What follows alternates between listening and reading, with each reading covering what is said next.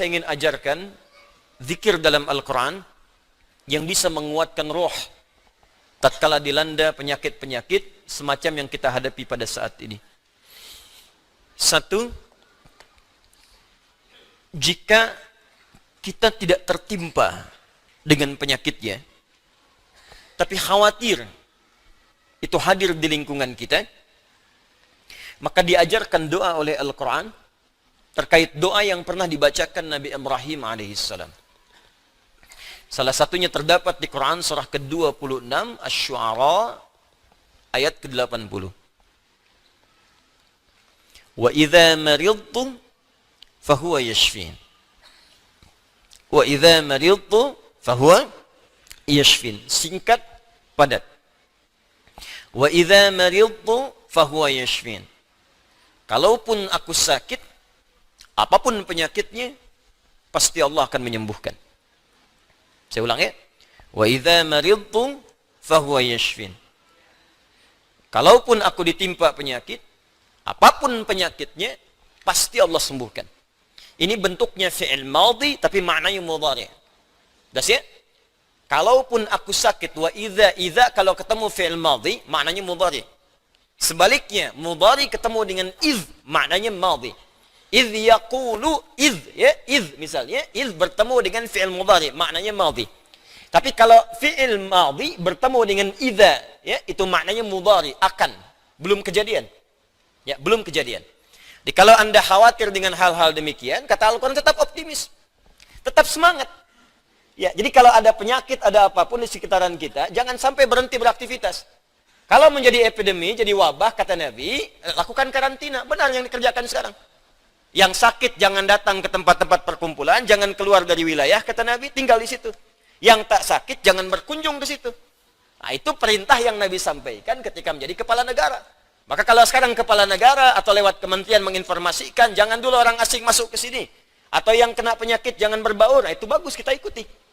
Ikuti. Sekarang DMI, Dewan Masjid Indonesia, memberikan pengumuman, ada 6 poin di situ. Kita ikuti dengan baik.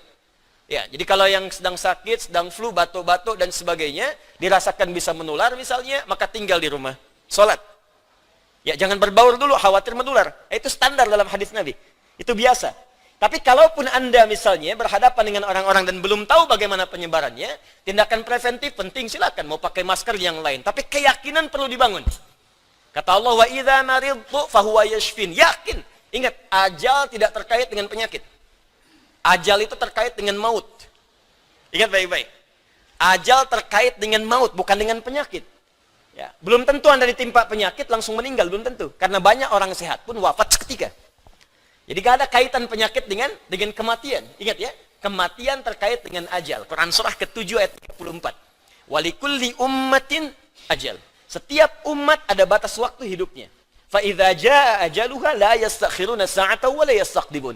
Kalau sudah tiba ajalnya, maka tak bisa Anda mohon dimajukan, tak bisa pun dimundurkan. Nah, ayat ini ingin mengatakan, sudah kalau mau itu urusan Allah. Mau dengan kematian, mau dengan mau dengan penyakit, mau dengan yang lainnya, kalau tiba ajal yang meninggal. Kalau belum tiba ya nggak akan wafat.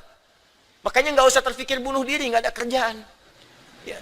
Minum baygon misalnya 1 kontainer, ya kalau belum tiba ajalnya nggak akan wafat. Ya, jelas ya. Dan kalaupun sedang sakit, jangan dikait-kaitkan dengan kematian. Mungkin yang nengok meninggal duluan. Bisa jadi begitu. Atau dokter yang mengobati, wafat duluan. Mungkin terjadi. Karena itu, kalaupun Anda kemudian, misal ada vonis dari dokter, Anda terkena, Anda suspek, Anda macam-macam. Tidak. Jangan simpulkan dengan hal-hal yang kecil dulu. Ketika Anda simpulkan, dekatkan dengan kematian, justru itu akan menurunkan imun Anda, sehingga kekebalan tubuh itu semakin menurun. Kuatkan. Ya, wa idza maridtu fahuwa yashfin. Kalaupun saya sakit, Allah pasti akan sembuhkan. Tapi jaga diri baik-baik dengan hal-hal yang tadi diisyaratkan. Yang kedua, kalau Anda terkena penyakitnya dan divonis menjadi bagian dari ahli penyakit itu, misal yang sekarang terkena misalnya kena corona atau kena yang lain, kena cancer, kena macam-macam, maka Allah ajarkan zikir yang selanjutnya yang bisa Anda bacakan. Tapi tolong dibacakan dengan penuh keikhlasan dan permohonan kuat kepada Allah Subhanahu wa taala. Saya akan gabungkan 3 surah sekaligus Insya Allah kalau Anda bacakan dengan benar, di situ ada janji dari Allah, seperti Allah janjikan kepada Nabi Ayub, penyakit apapun selain kematian, Allah akan berkenan menyembuhkannya. Pertama, saya urutkan dulu dari urutan ayatnya. Quran surah ke-17. Quran surah 17 Al-Isra. Ayat 82. Sudah? Ayat 82. Disambungkan ke Quran surah ke-21 Al-Anbiya ayat 83 sampai 84. Nanti saya bacakan ayatnya. Terakhir ditutup dengan Quran surah pertama Al-Fatihah ayat 1 sampai 7. Quran surah ke-17 Al-Isra ayat 82. Quran surah ke-21 Al-Anbiya ayat 83 sampai 84 dan ditutup dengan Quran surah Al-Fatihah ayat 1 sampai ayat 7. Sekarang perhatikan baik-baik. Awas, ini bukan ilmu takatik ya. Ini isyarat Al-Quran. Wa nunazzilu minal Qur'ani ma huwa shifaa'un. Ini poinnya. Wa rahmatul lil mu'minin وَلَا يَزِيدُ الظَّالِمِينَ إِلَّا خَسَارًا وَنُنَزِّلُ مِنَ الْقُرْآنِ dan kami turunkan dari ayat-ayat Al-Quran itu مَا هُوَ شِفَاءٌ ada yang bisa menjadi syifa. Apa itu syifa? Obat. Obat penawar itu ada dua nama. Seperti penyakit pun ada dua nama. Satu, obat bagi penyakit fisik yang standar. Disebut dawa namanya. Dawaun. Penyakitnya daun, obatnya dawaun. Ya, ada riwayat mengatakan likulli da'in dawaun. Setiap penyakit pasti ada obatnya. Kecuali kematian. Ya, kecuali kematian. Selain kematian, kata Nabi ada obatnya. Ya, kalau kita mau kreatif, kita dapatkan analisis, dapatkan hadis. Ya, likulli da'in dawaun. Da itu penyakit fisik.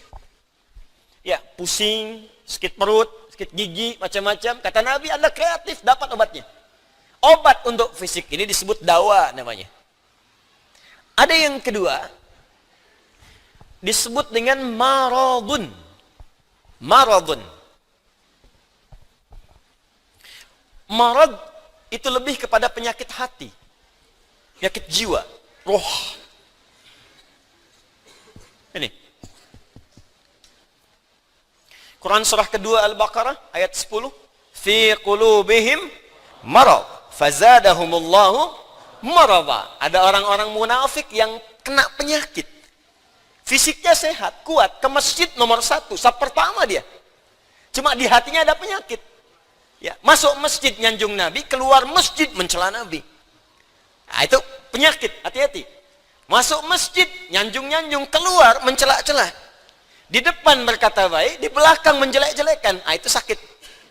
Nah, itu sakit tuh. Ya. Apa penyakitnya? Marad. Obat penyakit hati ini, maka namanya bukan dawa, tapi disebut dengan syifa. Syifa. Syifaun. Tahan, pelan-pelan.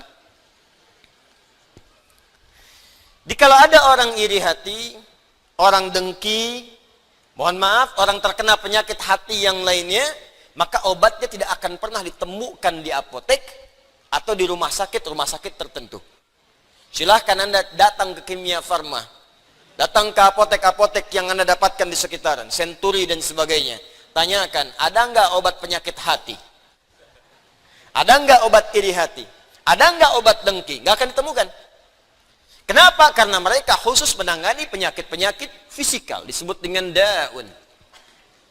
Tapi kalau syifa, maka ini erat kaitannya dengan penyakit yang pertama ini, penyakit hati. Di mana ditemukannya? Kata Allah, wa nunazzilu minal Qur'an. Solusinya ada dalam Al-Quran. Maka nanti Allah turunkan beberapa amalan-amalan yang saat dikerjakan amalan itu bisa menghikis, menyembuhkan, bahkan menghilangkan penyakit-penyakit hati. Cari ayatnya. Maka Anda akan temukan kalimat-kalimat dalam Al-Quran, ayat-ayat bimbingan. Ini obat untuk menghilangkan malas. Ini obat untuk menghilangkan iri hati. Bahkan ini mencegah penyakit dengki. Kalau ada orang sekitaran dengki dengan kita, bacakan ayat ini. Turun surah Al-Falaq. Kalau ada orang munafik, bacakan surat yang ini. Kalau ada orang ini, bacakan surat yang ini. Nah, pencegahan-pencegahannya, obatnya ditemukan bagiannya di Al-Quran. Tapi syifa juga memiliki makna yang kedua. Dia adalah obat bagi penyakit fisik yang sudah sulit ditemukan obat dan penawarnya. Kalau dokter sudah mengatakan, sudah ini nggak ada obatnya. Ini belum ditemukan penawarnya. Maka Allah turunkan kemudian beberapa ayat dalam Al-Quran berupa zikir-zikir tertentu yang kalau dilakukan dengan benar, maka melahirkan penawar yang tidak ditemukan secara fisikal. Apa diantaranya? Yuk kita bacakan Quran surah ke-21 Al-Anbiya ayat ke-83 sampai 84. Kenal Nabi Ayub? Bagus. Ada yang kenal di sini. Baik. Bukankah ujian Nabi Ayub salah satunya kena penyakit fisik? Bukankah ujian Nabi Ayub alaihissalam salah satunya kena penyakit fisik? Ya. Pertama ujian harta, habis semua asetnya. Yang kedua ujian keluarga, wafat semua anaknya. Yang kedua ketiga ujian fisik. Diuji dengan penyakit, yang belum ditemukan obatnya, tidak akan pernah dirasakan orang sebelumnya, tidak dialami orang setelahnya, saking parahnya penyakitnya. Dokter mengatakan sudah nggak ada obat. Orang mengatakan secara klinis mustahil sembuh, nggak ada obatnya. Maka apa yang dikerjakan oleh Nabi Ayub alaihissalam? Ingat, ini pesan dari Al-Quran. Ada isyarat begini, ketika manusia mengatakan, makhluk mengatakan ini mustahil, itu tanda pertama dari Allah supaya langsung kita diminta untuk memohon kepada Allah Subhanahu Wa Taala. Jadi kalau ada orang mengatakan ini nggak bisa, itu langsung tanda langsung dari Allah supaya tinggalkan pendapat makhluk, minta kepada Khalik. Itu poinnya. Makanya seringkali ujian penyakit itu diantaranya mendorong kita untuk mendekat kepada Allah. Jadi kalau Anda diberikan penyakit sampai parah, nggak menyebut nama Allah juga, perlu dikasih apa lagi supaya ingat sama Allah? Jadi kalau diberikan yang paling parah, nggak sempat menyebut nama Allah juga, Anda perlu dikasih apa lagi? Karena itu seringkali ujian itu, kata Nabi, jika Allah mencintai seorang hamba, diberikan ujian supaya dekat dengan Allah. Innallaha idza ahabba 'abdan ibtala. Allah itu kalau sudah cinta dengan seorang hamba, diberikan ujian supaya ingat, nyebut. Mungkin sebentar lagi wafat, sebut nama Allah, dekatkan diri dengan Allah. Makanya, maaf ya, nikmat kesehatan itu berharga ketika sakit. Ya, syukur nikmat itu datang ketika sakit. Peningkatan ibadah hadir ketika sakit. Begitu diuji, ingat Allah. Nah, ini yang dikerjakan Nabi Ayub alaihissalam. Begitu penyakitnya sudah mulai mengganggu beliau ibadah, maka perhatikan zikirnya. Amalkan ini, bacakan dengan penuh ketulusan. Wa Ayyuba, dan kami buka kisah Ayub alaihissalam. Idh nada rabbahu anni massani yadurru wa anta arhamur rahimin. Ini zikirnya. Anni massani yadurru wa anta arhamur rahimin. Anda boleh bacakan dari sini. Ya, anni massani yadurru wa anta arhamur rahimin. Allahumma anni massani yadurru wa anta arhamur rahimin. Allahumma anni massani yadurru wa anta arhamur rahimin. Dalam tahajud Anda mohon kepada Allah. Yang divonis misalnya matanya sulit sembuh, yang divonis misalnya ini penyakit gak mungkin sembuh, yang divonis cancer macam-macam, minta Allahumma anni massani yadurru wa anta arhamur rahimin. Ya Allah, penyakit ini sudah mulai mengganggu saya untuk bisa fokus ibadah kepadamu. Ini kuncinya. Jadi kalau bacakan ayat ini, arahkan ke kepentingan ibadah. Jangan cuma minta sembuh. Sebab yang pengen sembuh pun banyak.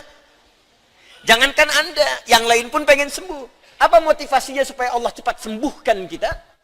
Maka dekatkan kesembuhan itu pada kepentingan ibadah. Minta, ya Allah saya pengen sholat. Berikan kesembuhan pada kaki saya untuk bisa melangkah. Ya. Ini peserta karantina Al-Quran, mungkin sebentar lagi akan datang kisahnya. Ada salah satu matanya yang gak berfungsi. Divonis gak bisa melihat. Gak bisa melihat salah satunya. Dia ikut karantina. Dia baca Quran dengan tulus, dia berdoa kepada Allah. Sekitar 2-3 hari yang lalu, tiba-tiba dia masuk kamar mandi, dapat cahaya, terbuka, melihat semua. Sekarang matanya bisa melihat normal dua-duanya. Minta, Allahumma anni masanni yadur wa anta arhamur rahim. Ya Allah, ini penyakit sudah mulai mengganggu saya untuk ibadah. Saya pengen ke masjid ya Allah. Saya pengen Jumatan.